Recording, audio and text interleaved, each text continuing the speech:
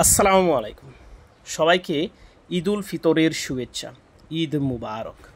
প্রতি বছরের নেই এবারও বুড়িরচর ঈদগাহ মাঠে ঈদের জামাত অনুষ্ঠিত হয়। বুড়িরচর গ্রামের ছোট বড় সবাই এই জামাতে অংশগ্রহণ করে। কেউ কেউ আবার শুলাকে ঈদগাহ মাঠে ঈদের জামাত আদায় করে।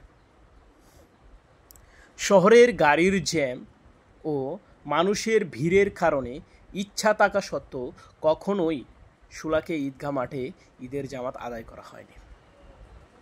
ঈদ আনন্দের দিন, খুশির দিন।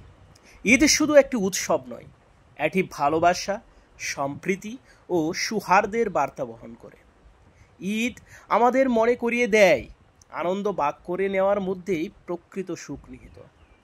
সত্যিকারের ঈদ তখনই যখন ধনী গরিব সবাই একসঙ্গে হাসতে পারে।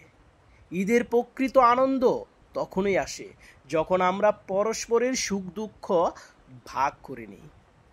ঈদ হলো আনন্দ ও ক্ষমার বার্তা, যেখানে আমরা পুরনো সব গ্লানি ভুলে নতুন করে সম্পর্ক গড়ে তুলি।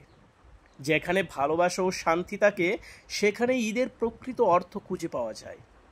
ঈদ আমাদের শেখায় দানশীলতা, সৌহার্দ্য ও একতা, যা মানবতার প্রকৃত সৌন্দর্য।